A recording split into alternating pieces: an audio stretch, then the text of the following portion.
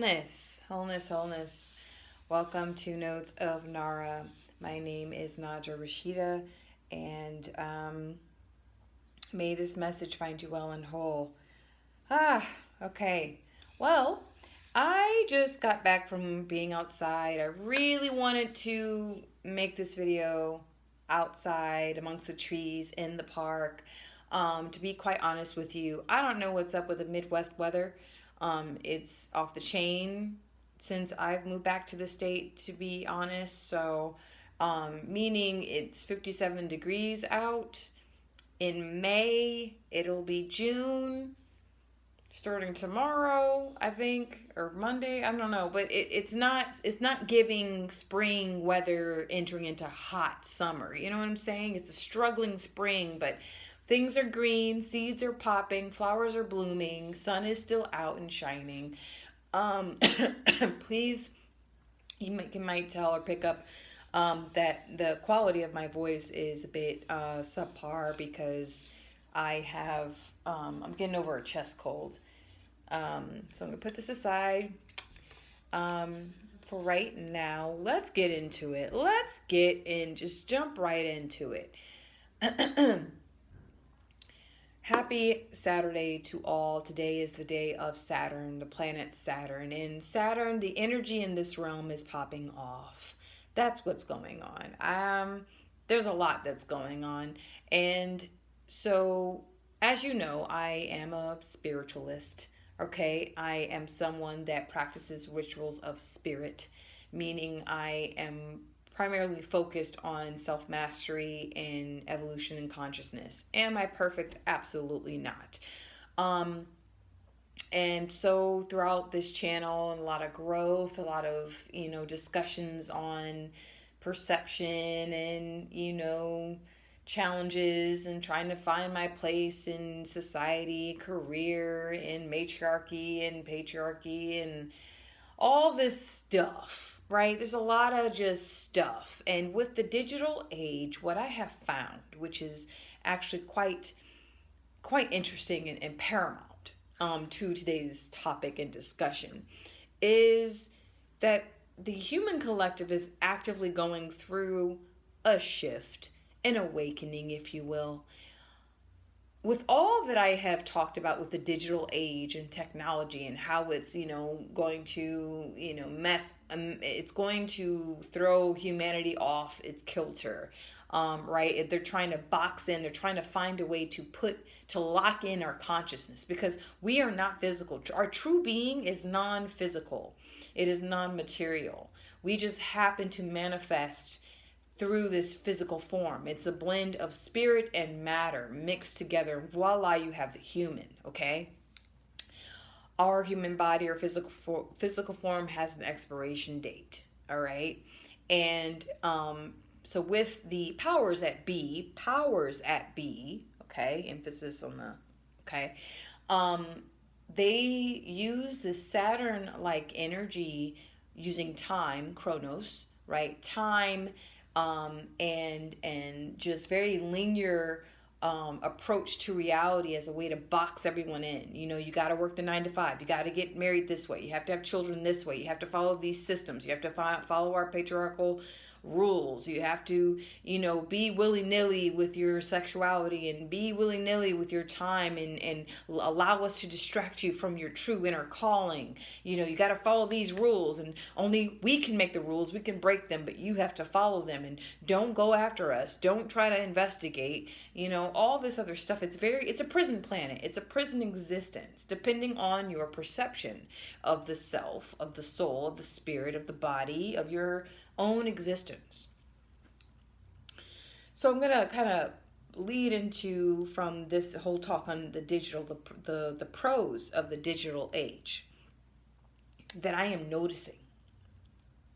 You guys, and you may not agree. You may think the worst is happening, humanity is suffering, all is going to end up in flames and hell. Okay, you might just be on that frequency, and you just might have that perception of reality, and that's fair.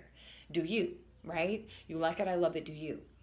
My thing is, this is what I'm seeing. The biggest pro of the digital age and all these social media platforms, okay, and even what the agenda of their secret agenda of what they're trying to do with it to the human consciousness by imprisoning it into a black cube, okay, box, which you can't do, right? But they're desperate, they're trying their hardest to lock in, to get everyone to lock themselves into this prison, this reality, okay? The biggest pro of the digital age is this. You guys, we're under a major spiritual shift. We are strengthening our discernment as a human collective. Hear me out. Hear me out. Because you can simply say, well, Naja Rashida, what do you mean?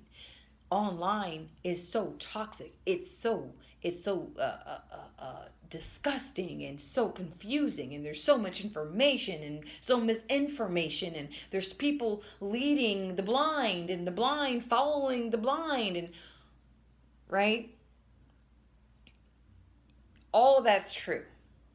But hear me out, okay? Hear me out. Yesterday, I bump into a video. Look, okay, here's the thing. I subscribe to people that I vibe with, people that add something to my life. Whenever I'm using social media, okay? They're adding quality to something into my life that matters to me. Okay? Yes, some of it is entertaining. Okay, I'm human. It's a human part of me, okay? I'm not just wah wah woo woo, just I'm holier than thou, spiritualist. No, I am also human, okay? And I like entertainment from time to time. I like to laugh, okay? But in general, I tend to,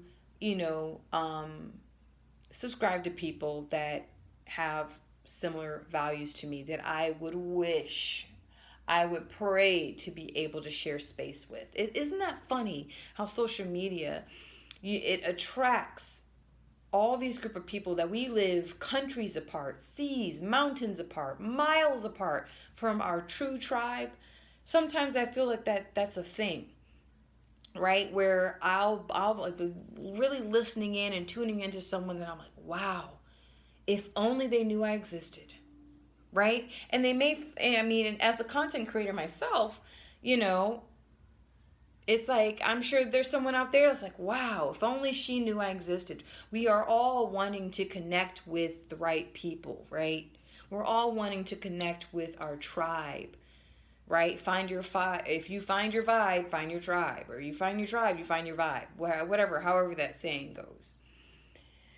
And so, when it comes to spirituality and consciousness, social media has played probably one of the biggest, I would say, arrows on the path, if you will. Way back in 2010, all right? 15 years ago. All right, when I was going through a massive, I think one of the biggest spiritual experiences and awakenings I could ever have. I was about 20 years old. And perception is relative, I guess. And I wasn't using psychedelics, I wasn't using drugs, I wasn't doing anything too out of the normal for a 20-year-old in college, or in undergrad, okay? I really wasn't. But the things that were happening to me were unexplainable.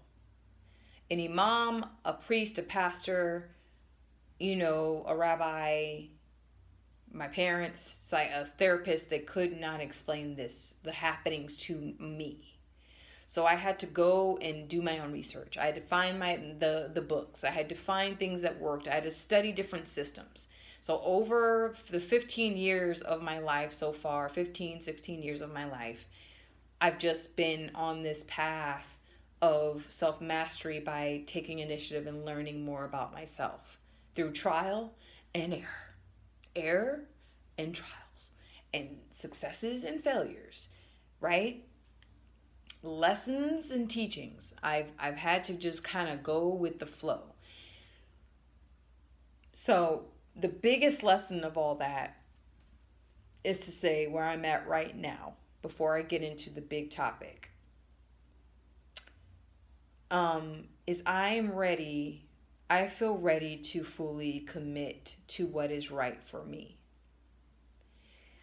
And because for the longest time, and I mentioned this before, I believe in the last video, but for the longest time I've struggled with what's doing right for me versus what's doing right for others. And right now,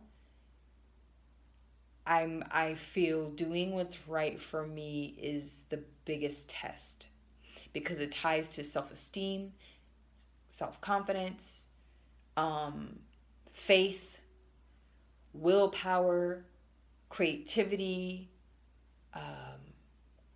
authenticity, autonomy, sovereignty. These are things that are incredibly important, but have come in and out of my life. I've been like, I stick my toe in and take my foot out. You know what I'm saying? I haven't fully dived into this space yet. And given that I'm, out of the maiden and I'm entering into the mother season of my life, because there's maiden, mother, crone, right? And I'm very much in the mother phase. Okay, I'm a teacher. I work with children. The mother phase is more of the season of the mother is she has these attributes of being of service to others. It comes with many different ways that the mother essence is channeled. Okay. But the biggest thing, I think, for the mother archetype is choosing what's right for you, right? Choosing what's right for me, and not in a space of pressure or no other alternative. I guess I'll have to choose myself, right? That's what it's been in my life. Oh, they're treating me so bad in this job. I guess I have to choose myself. Oh, this man is treating me or mistreating me in this relationship. I guess I have to focus on myself. I have to choose myself.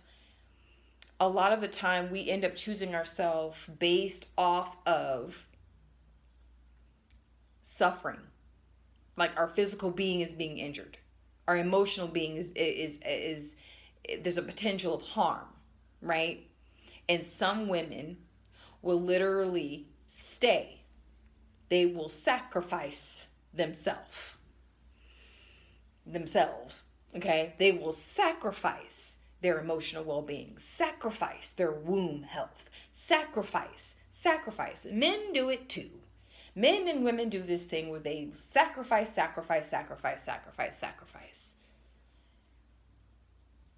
Meaning you're lying to yourself about what is right for you. For virtuosity, for, it's the right thing to do for them. It's the right thing to do for the marriage. It's the right thing to do for the job. It's the right thing to do for the company. And then you are left fragmented, drained. The feeling of the loss of self is painful. But when you regain sense of self, nothing can touch you. You become untouchable when it comes to the superficial bullshit that you can have allowed yourself to be conditioned to, that you've allowed yourself to embody. The bullshit that belongs to others, that belongs to that company, that belongs to that employer, that belongs to that lover, that belongs to that parent or that sibling, or that political group or that spiritual group. We will allow ourselves to be conditioned with the bullshit that does not belong to us, that is not right for us. So let this just lead right on into the big topic. Aubrey Marcus. I've seen him. I've seen his face, through the scrolling. I've seen his face online. And I didn't really pay any notice. I just thought, oh, he's one of those spiritual bros, right? The spiritual bros, super wealthy, and they just kind of like, okay, side note, in the spiritual community, there are different sects, okay? Like SECTS. There's different groups, all right? And on one end, it's like a spectrum. Sometimes you'll have those weird culty spiritual groups. You'll have those groups that they focus in on a modality like tarot. You'll have the crystal group. You'll have the essential oils group. You'll have the shaman group. You'll have the channelers, who can connect to otherworldly extraterrestrial beings, right? There's that group. You have the meditation mindfulness group. You have the yoga group, okay? You have just many different areas that you can get into and vibe with. No joke, okay? You got the chakra group.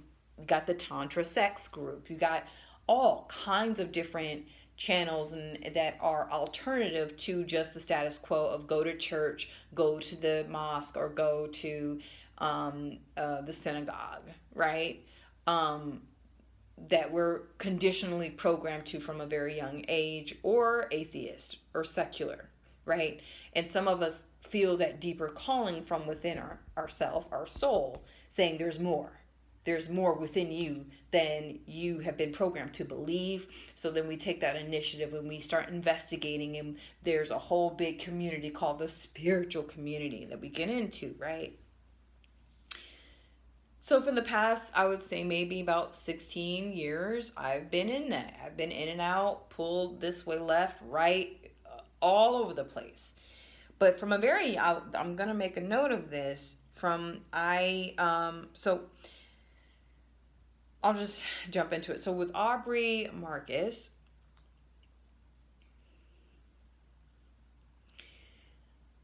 I will say this. I'm going to tie this into my earlier comments about the digital age. What's so powerful and I think useful about the digital age and how it's shaping and strengthening the discernment of the human collective.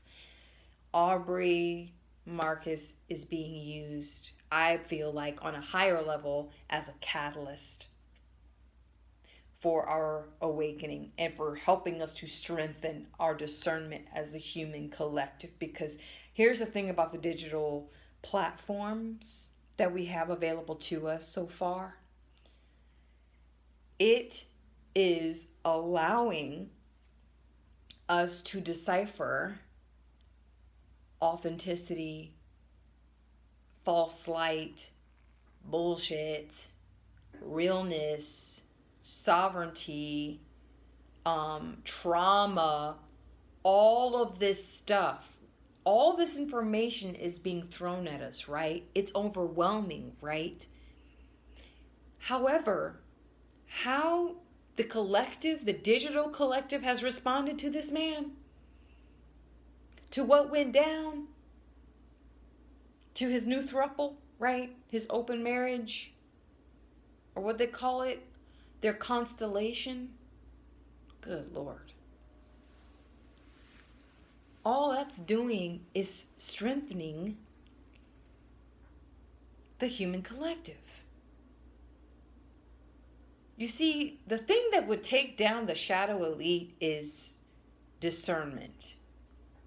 And they really have us by the neck by distraction.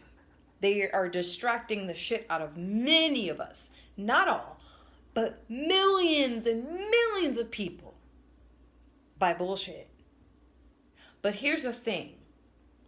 Here's the thing though with that. When I've been watching and observing the responses and the reactions to this man and his wife and their new lover. Okay? Because apparently they have been put on a pedestal in the spiritual community by many. So they have a lot of followers. He's extremely wealthy, very powerful, handsome, fit, all that any woman could dream of, right? His wife has that. And so recently they finally opened up that they've been having an open marriage for a while. And now he's wanting to permanently bring in someone, a new lover, into their space, into their container, which should be sacred union between man and woman, or, between two individuals. I grew up, as you all know, as, in a Muslim household, and as a African American female Muslim household, and in Islam, in America, in the US. And so there's a lot. I was exposed to quite a lot. Polygamy was one of those things. And it was so very interesting watching some of these videos on the reaction. There was one response where she was a shaman. She trains shamans and priestesses. She helps women to develop their practices as healers. And she said that she recently made a trip out to Egypt in the Middle East, and she observed how men approached women with marriage, right? And in Islam, there's systems in place. You can't just go on a date, pick up a woman, call her your wife, and move along. No, it's very much like an interview process. Okay, if I were to get with a Muslim man, believe you me, there's going to be multiple people involved in that choosing. It's not just, oh, mom, but I love him. No, it's the imam. I have to speak to the imam. The imam interviews my family, their family. It's a big deal, okay? And in one of the videos, I think her name's Elizabeth Seraphine. All right, and small following, but she's the real deal. Okay, she's one of those where you want to train with her. You're spending you're not spending less than $1,000. That's all I gotta say, And anywho, but she was sharing how women really in general, and I'm speaking on I agree with this, women just want to feel safe. That is the driving force behind monogamy. A woman wants to feel safe. No, we're not really built to have multiple lovers, or even have the true deep desire to have multiple lovers back to back to back to back to back. We're not built that way. Genetically, biologically, spiritually, emotionally, metaphysically, we're just not. We are a temple, an embodiment of the supreme feminine energy of completeness and wholeness. And if anything, I find that with women and with my experience, we want to be contained in a safe, meaning safe place, a safe space to open fully to our beloved.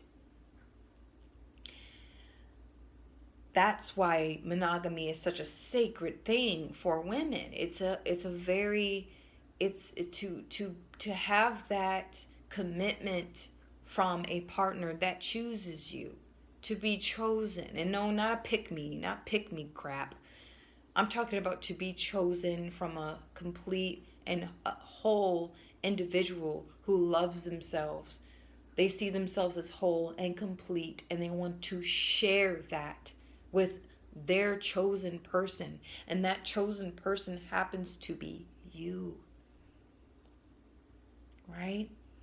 And I find that so beautiful and powerful when a man and a woman, I'm specifically speaking for heterosexual relationships, so bear with me here, because that's my experience.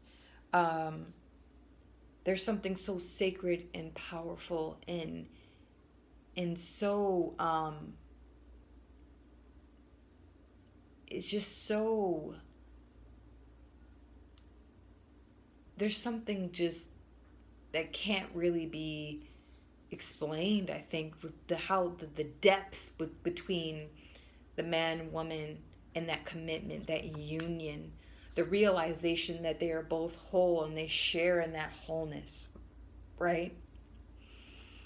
And so many of these videos that are reacting to Aubrey's, I guess, practice now, because, and the thing is why it's so dangerous is that there's so many people out there who are not whole, who are traumatized, who are fragmented. They have fragmented consciousness, very low self, perception, and just a lot of hurt people that are on the spiritual path, they're part of a spiritual community, and they're looking at this and saying, yeah, this is the answer to my problems.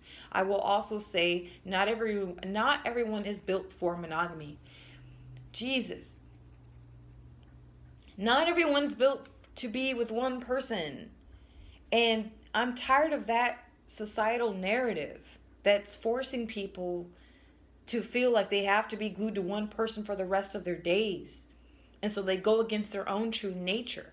There's nothing wrong with loving or desiring who you want to love and desire. There's absolutely nothing wrong with it. What's my problem is, okay, with the whole open love, free love, polyamory, which isn't to me really polyamory. You just like to screw, and that's okay. But you have to be upfront with the people that you're sharing yourself with no shame, no blame, no guilt. Yes, I want to share my energy with multiple people. What's wrong with just being honest?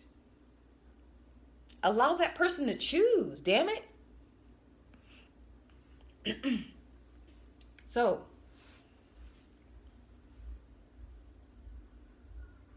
what made this so dangerous is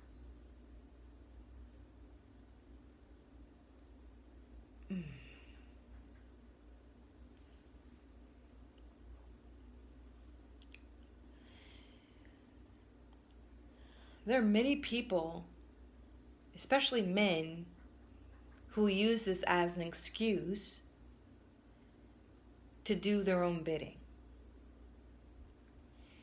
Women, if anything, I don't care if a woman is so whole and complete if a woman's whole and complete in herself and safe within herself, and she feels safe in a relationship and it happens to be with multiple partners, great. That is awesome. Most of the time, most women thrive in just a monogamous relationship. So they have that space to fully, be open and in movement. My thing is, I always looked at polyamory like, okay, if you want to learn, burn a lot of karma, spiritual karma, and learn a lot of lessons, go right ahead. You want to face your jealousy, face your insecurities, face, possible physical harm to your womb health, right? Because the probability goes up for catching things. Unwanted pregnancy goes up. You're opening yourself up to so many different energy channels and to so many different karma, links to other people's karmas when you have multiple partners in this way, in this practice. But yeah, I find that, what's most attractive to me are men that it's part of self-mastery. When you master your lust, I'm not saying suppress it. I'm not saying to oppress it. I'm not saying to not express it.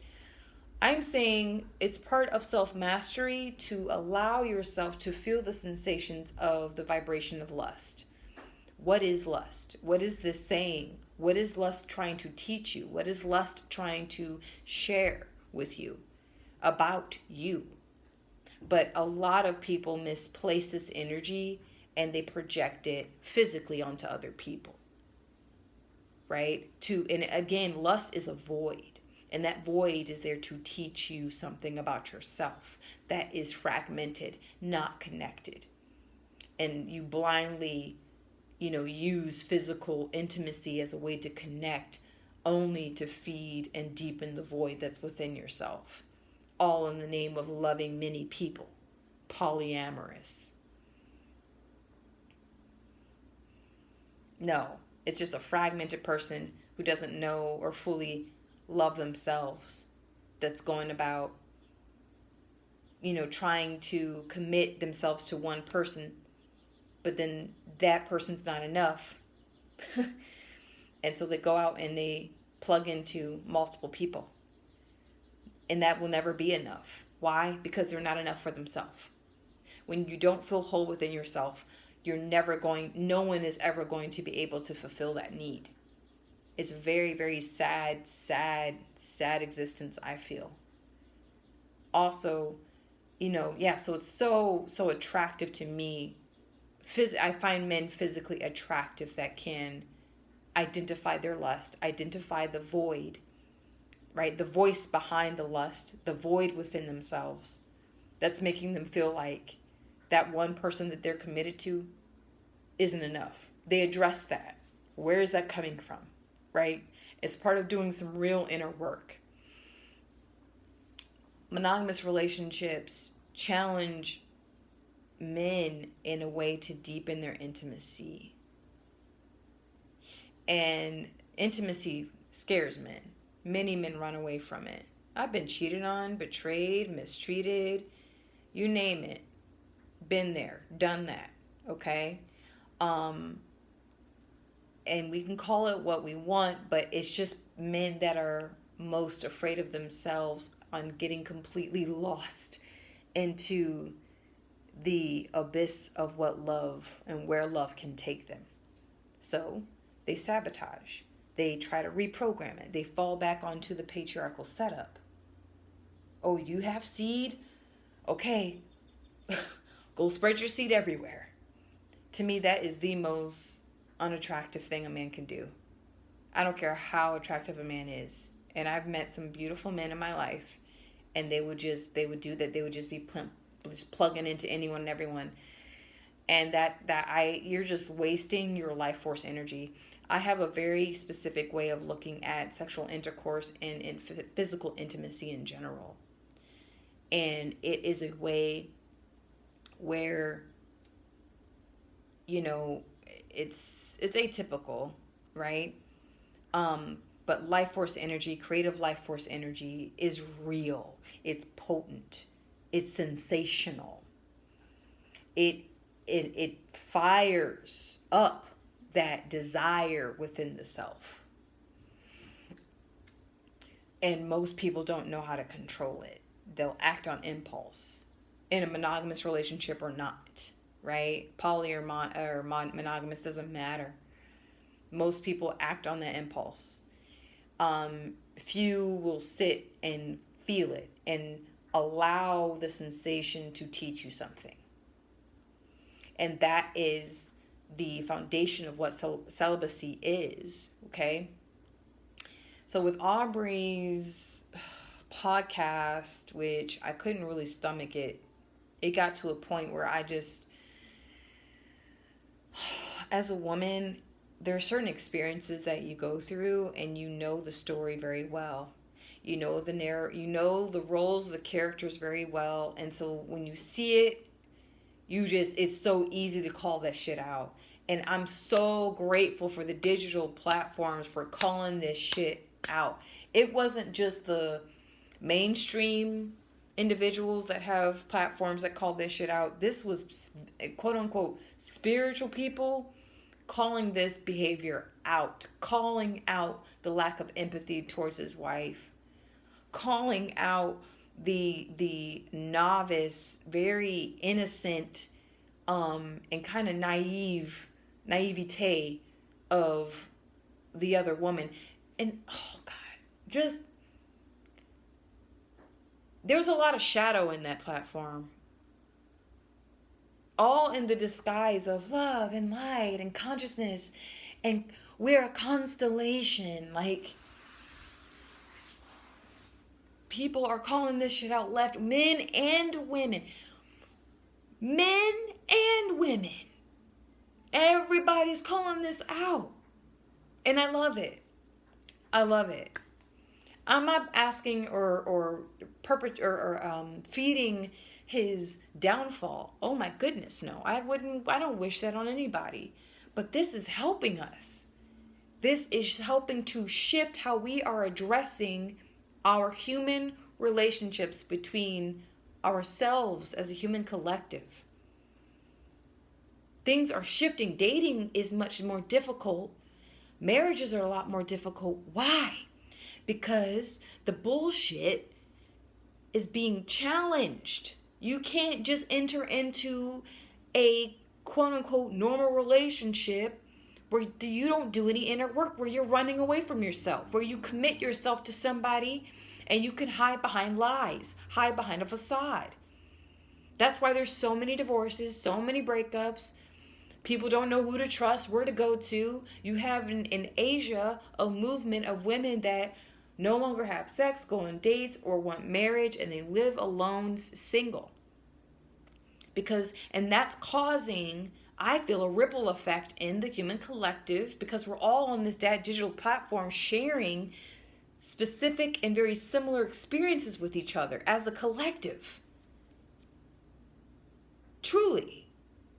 And when you have that much attention, that much awareness on a specific topic, what begins to happen? Change. Evolution. There's so many layers to this. Oh my God. And I'm here for it. I totally am.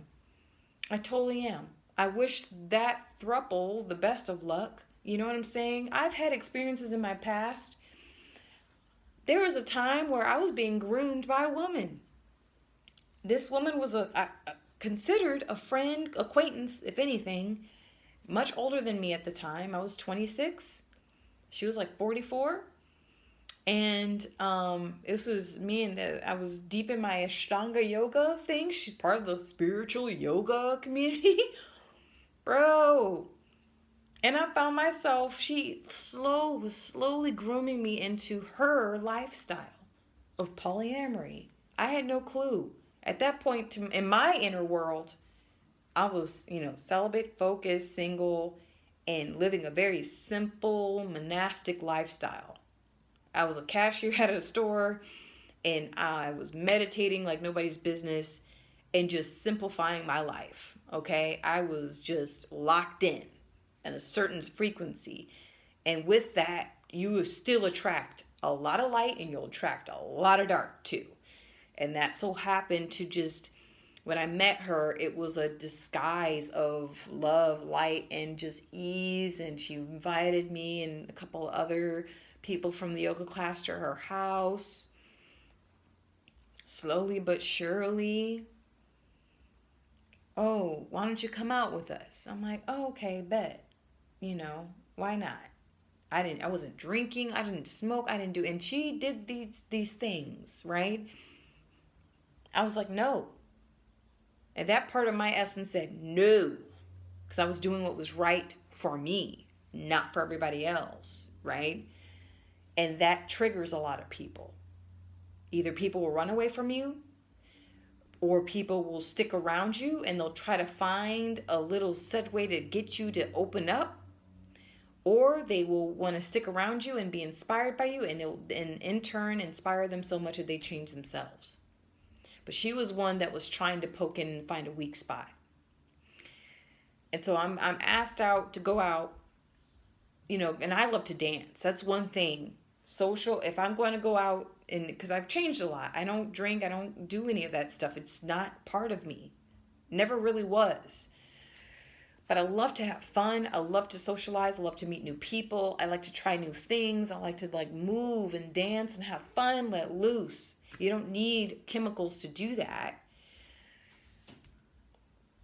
So I'm asked out. We go out to dinner, a really nice restaurant. I go, I eat. I have a good time meeting new people, new faces. I'm like, okay, this is cool. Didn't pick up on anything. She invited another random chick, this tall, beautiful model-esque woman, and she was like, hey, I just met her. This is new to me. Whatever, let's go. They're like, and then she says, let's go to this one spot, this one place. Okay? I was unaware, right? I'm not from Arizona. I wasn't from Phoenix, the area. Okay, so I was unfamiliar with things. So we head into this place, and it's like, like a lounge, right? The lights are low. We got bartenders over there. It's a cool vibe. And I'm noticing that because I'm doing a lot of inner work at this time, meditating, chanting, right? Like I'm locked in, okay, with this, like returning to self, integrating into the physical form, right? So I'm picking up on things, subtle things that my younger self, untrained self wouldn't know. But this was my first time being in an environment like this. So I'm looking around, I'm looking at the men and the women, and I'm like, there's something off. There's something interesting about this place. Couldn't put my finger on it. I'm like, huh. So I'm looking at the men, and then they're flirting, looking at the women, they're flirting. Music comes on, we're all dancing a little bit. Not too crazy. I'm just like, on the floor like, woo, dancing. And slowly but surely, I look at the other girl. The girl's looking at me. She goes, let's go outside for a sec. So we go outside, and she's like, I don't think this place is what we think it is. I said, what are you talking about? And she's like, well, I think the men are into women, but the men are into men too. And I said, huh? And the women are into women. I was like, what? She goes, Naja, this is a bar for bisexual people. I said, what? And all of this started to blend, like it started to make sense. We go back inside, and I'm sitting next to a man that was talking to me. He took slight interest, I think. And I was looking, and I had a different lens on this time. And I said, oh God, this is what this is. And the thing is that was so nefarious is that she was slowly trying to pull me into her circle. And many other things that happened that I just don't really need to get into. But my point is that, I ran for the hills. There are specific events with this individual that I'm like, oh, hell no. Some metaphysical stuff was going down. I'm like, I'm good. We're good. I've learned my lesson. Thank you so much. And so with that whole experience, with what I'm seeing with online with this Aubrey Marcus guy, damn. Ain't nothing divine masculine about that. I'm so sorry to all the followers that follow this person. You can't follow anybody. There's no one to follow. And there's no one to lead. There's no one to lead, and there's no one to follow. There just isn't. No one's going to come save you. And we're actually not really meant to save anybody else. And truly, you best learn how to save yourself. Because it's so easy to get warped up and wrapped up with other people because you feel so incomplete within yourself that you got to go and follow somebody. And you have to put them on a pedestal. And then lo and behold, the wife is damn near keeping it. She couldn't keep it together during the whole podcast, the whole interview. It was the most odd energy I've seen in a spiritual community online presence that I've seen in a while. And I've seen some real weird shit in person and online. And to see this woman pretty much sacrifice the right to do what's right for herself with all the money and the power and influence that she has being with this man, it was just really heartbreaking to see that. And I've been there. We've all been there where we've sacrificed ourselves for another. We sacrificed our right to do what's right for us. Um, but there's nothing more, I feel like there's nothing more sexier and more attractive and magnetic than a man or woman who can master the frequency of lust and to really tune into that, into what lust can teach them on an individual, private, personal level that's not going to involve hurting or cause suffering in another human being. That is something powerful that I can truly, truly respect. You know, and yeah, I've been part of a polyamory thing. I just didn't know it. Get it? Get the joke? So I just,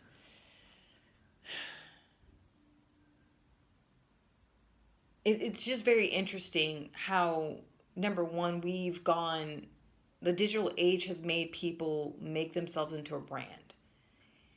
You know, you bump into someone online and it's like their first and last name, and they're not just them, they're the brand. Hundreds, millions of people are doing that now. And for whatever in his mind, he said, let me publicize my private sexual life for the masses. For the masses. For everybody to know. He has broken the sacredness of the union. When men and women step out of a sacred monogamous union, consciously,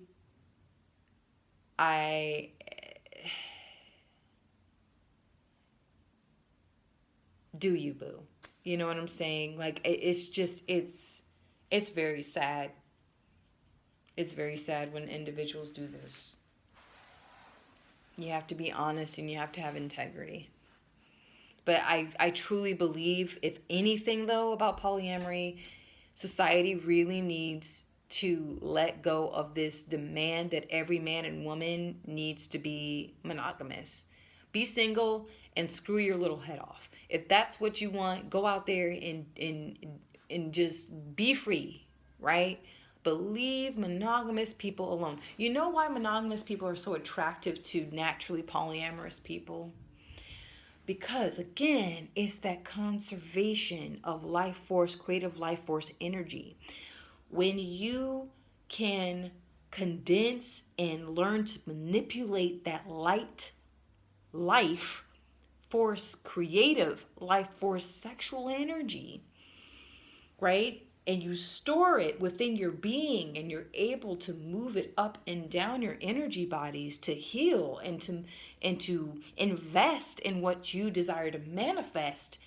Damn, you're attractive. You become magnetic to a true partner that is right for you.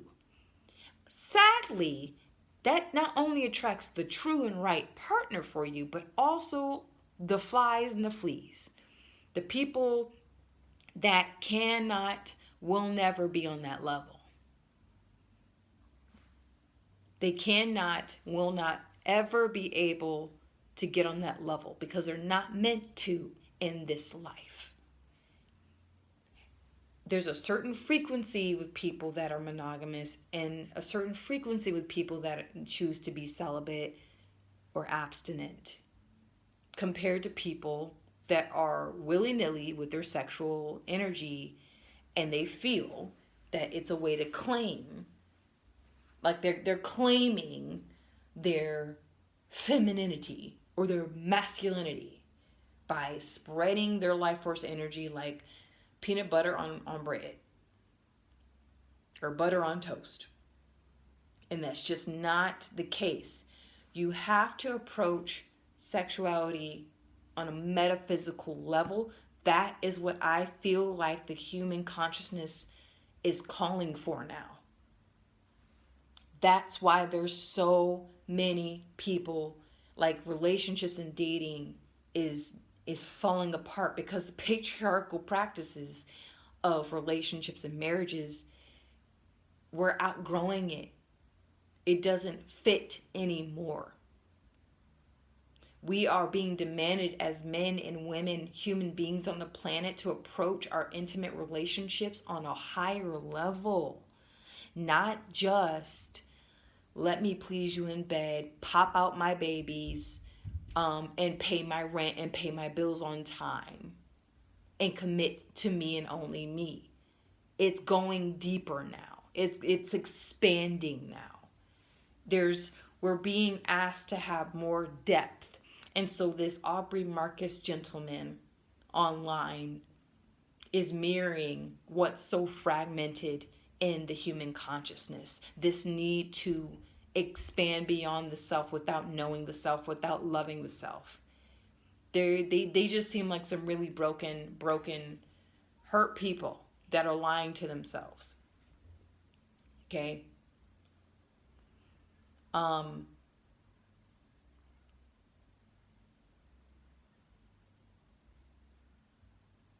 I loved many of the responses from men.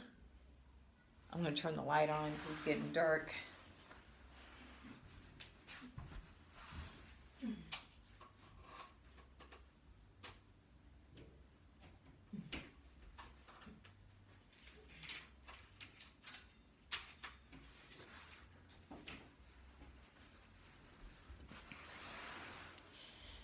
I thought it was so awesome. They were calling that out, man. Whew. And you know, growing up, when I was a little Muslimah, when I was a little Muslim girl, you know, that the Imam, he had 3 wives. You couldn't just say as a Muslim man, hey, I'm going to get a second wife. No, it's a whole process. There are rules, regulations. You got to be able to take care of them. You have to be able to, that they get along. Like, it is not perfect. I'm not saying that polygamy in Islam around the world is just easy peasy. No, they're horror stories for sure. But the approach and the systems in place, they're there for a reason. And one spiritualist, she mentioned how in the Maiden Mother Crone, maidens, you have these young women, young, beautiful, powerful women who don't have that filter, that masculine energy to filter out the bullshit, right? Because in Islam, you have men that will, you know, on behalf of a Muslim woman, okay, like they will check out and vet the man. Are you going to respect her? Are you going to provide for her? What's going on? What are you doing? Right? Are you going to stay committed to her? Are you loyal? You know what I'm saying? There is none of that in the Western world specifically. There's none of that. They've taken away that filter. So maidens, women in their maiden season in their life, they get bombarded by bullshit. And they can't discern which is which. Roses really smell like boo-boo. Right? Like that song, roses really smell like boo, boo, boo, boo. Yeah. And they can't tell. They think everything is sweet and everything is honey. And so, what's so messed up? Oh, God. This whole podcast was just like, ugh. But it was so needed, though. Even down to like the political shit that the U.S. is going through and the world is going through. Like how painful it is to have to see what Trump is doing. But at the same time, we need it. We need to see it. Because this is the underlying problems that have been suppressed and oppressed and kept in secret. And now all this ugly is just bubbling up to the surface. And I'm so glad for it. Is it ugly? Yeah. Is it uncomfortable? Yes. But we're being asked to look at our shit. We're being confronted with it. It's getting harder for people in relationships nowadays and in the dating world, modern dating world, to hide behind their shit. And guess what? People that are like, well, I'll never date. I'm going to be an independent. I'm going to be an independent woman. That's what I'm going to do. Right? you're not safe. This awakening is coming for everybody. Everyone's fears will be faced. It will be confronted. And given that we have the digital platform where people just expose themselves, okay, they just do. Especially if you have that much money and power and influence, you feel like you're the king of the world. So you're like, no, I'm untouchable. So I'm gonna put out my own bullshit. Trump's doing it happily. You know what I'm saying? Happily. Very easy for them. Because they feel in their mind's eye that they're untouchable. That there is no accountability.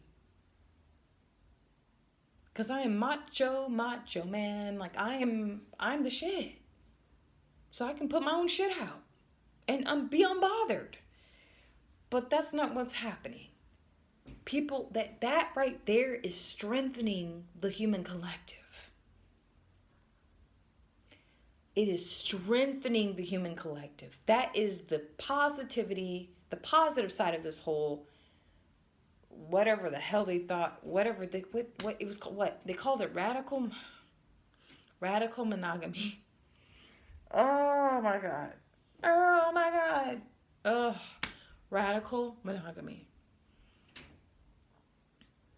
And I've been approached by men before with that whole bullshit. I have. I'm polyamorous. Oh yeah. Yeah. You know, I just call them out every single time. I'm like, okay, hey, so when was the last time you got an AIDS test? Silence. Oh, okay, so you're going to go see Betsy Thursday, Elizabeth Friday, and then me on Saturday? Or will Tina be on Saturday and I'm on Sunday? Like, silence. No. People, it's okay to want to screw other people. Multiple people. Do you? But leave me the fuck alone. Do you? I used to shame people for that. Men specifically. But I don't anymore because I understand. I've done enough inner work. I've experienced life enough where no one should be shamed over their sexuality, gender identity, who they sleep with, how many, like, no. What I judge, what I hold accountable is your sexual health, character, behavior, consistency. It's really hard for people that are imbalanced to be consistent in a behavior. I'll say that one more time. It's really challenging, difficult for imbalanced persons to be consistent with behavior, with a behavior. Balanced people are consistent people.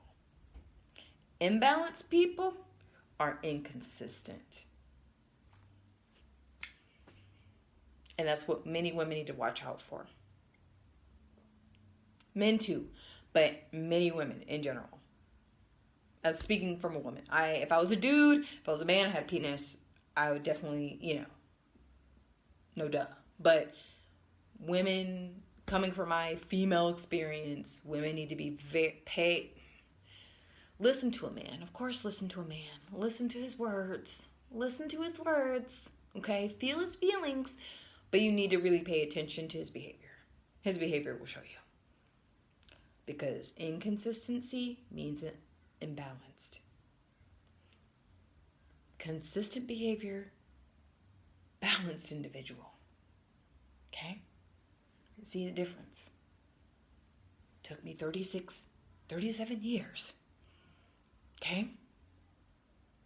Some women it takes them much longer, unfortunately. I desire not to be one of those women. So I'm telling you, young ones out there, okay? You must observe behavior. Be the psychologist. Be the psychologist. Not the horny, love crazed woman, romanticized, just no, don't do that. No. It's so easy to fall into. Young women fall under that spell, and older women who have fallen in love with a fantasy fall under that spell.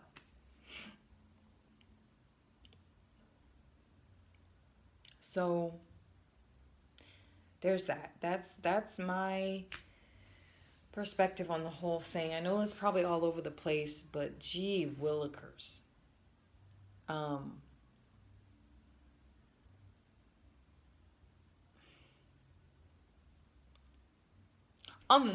the up and up, I think this is a benefit. I'm glad that this has happened. I'm glad it's a topic. I'm glad that polyamory is being, put on full blast, because I think there's a lot of bullshit in it. Sorry, not sorry. There's a lot of bullshit in the whole polyamory lifestyle. I really do. Because especially when it just involves 3 people. Nah. What his wife needed to do was find another dude. Okay? Find a whole nother dude like him, makes as much money like him, maybe even better looking like him, younger than him. Then that would have been a very interesting conversation. Because it just doesn't seem balanced at all. What did I say? Imbalanced individual, inconsistent behavior.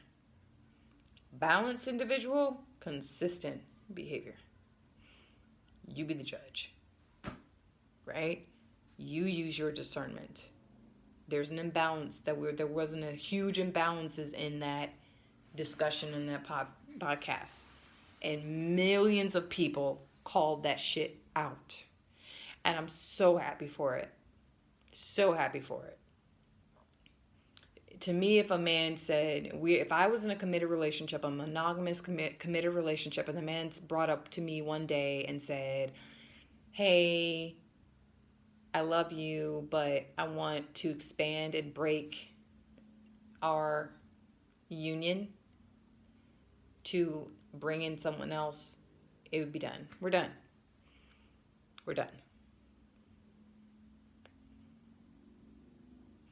Like, I'm not... hurt, of course, painful, hurt, broken, Hey, I know what a broken heart feels like. I've survived it. Sucks. Wouldn't wish it on anybody. However, always choose you. That's also what the human collective is asking. Are you going to sacrifice the self for that? Are you going to sacrifice the self for someone else's dream, fantasy, lust? That's what the human collective is being asked to look at. We're being asked to look at our shit, because our shit stinks. And we don't like the smell of it. We don't like it. And the spiritual community is also being asked to stop this whole bullshit with love and light. Don't judge. Allow things to be as they should. Nah. I think that died a very quick and fast death. Judging by just the reaction and responses to this podcast alone, by a wide spectrum, many different spiritualists in the spiritual community, even outside the spiritual community, people are like, bullshit.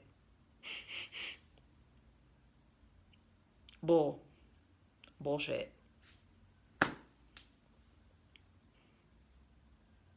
And you get men, and it's not just a man versus, but it's just popular among the men to want many different women.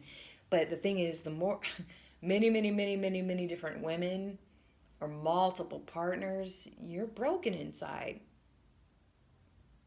Like, come on. Like, you can't... That's how you can really judge the depth of a soul, of a spirit of somebody. You know what I'm saying? I've actually have had people that I've known who are married tell me that they're bored. I'm like, no, you're bored because you're safe.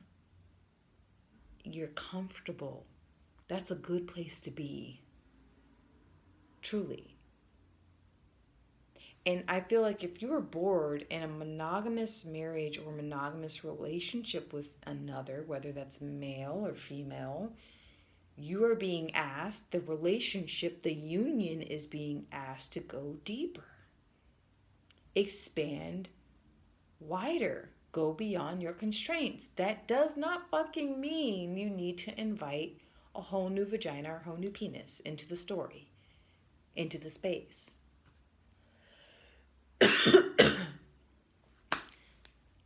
That's just my opinion, Schminion.